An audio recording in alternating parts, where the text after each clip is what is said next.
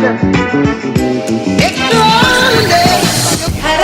mga Mamshi! Welcome back to my channel! Oh my God, it's been a while. Ito, magandang panahon as you see, yan, may araw. Lulutuin natin ngayon is isda. Huwag naman puro pritong isda ang lutuin nyo, mga Mamshi. Maiba-iba naman tayo, di ba, no? So ito, pinipare ko na yung mga ingredients na nilutuin ko, okay? Of course, ito yung isda natin. Nagbalat na rin ako ng labanos. So yan. Yan, maninipis lang siya, mga Mamshi. Tapos ilagyan ko siya ng asin. And then, ilagyan ko siya 3 beses. And meron tayong coconut milk, tayong paprika, salt, onion, ginger, tsaka garlic. Okay. Lalagyan ko siya ng bell pepper. Iwain ko siya ng pahaba. Ganyan lang siya.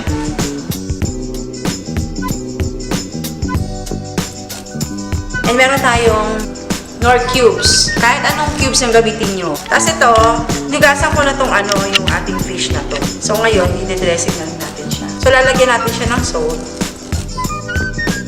Pahiran nyo lang siya ng ganyan. And then, lalagyan mo siya ng paprika. Lalagyan na natin ng asin at paprika itong ating mga fish. And napainit ko na rin yung kakawali natin at yung mantika natin. Ito, ipinito na natin, mga Mamshi.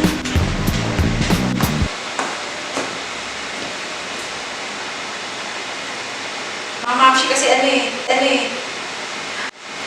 na hate ko talaga mag-prito. Ayoko talaga nag-prito ko eh. Kasi matasik ba? Matasik ka. Takot kasi ako mag-prito eh. Ano yung prito? Wala ka makaganyan, no? Yeah.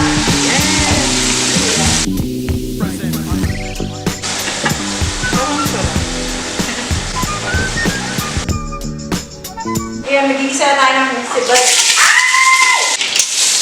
Iisa na natin yung luya. Yung luya kasi, patanda na lang sa yan. Bawang. Bago talaga pag may luya. Onion. Hanggang makakalakalize tayo sa sibuyas, mga Mamshi. Walang pinipili, kahit ano, pwede. And, lalagyan na natin siya ng gata. One teaspoon. Siguro mga 2 minutes, makaluin niyo lang po. Yan, mga Mamshi. Makaluin na. Ayan. So yan, pag nakulo na siya, lalagyan na natin itong fish.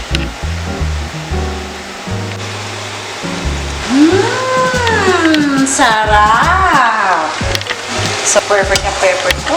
Kinaluto na! Diba? Ayan, ang ating laban. Wow!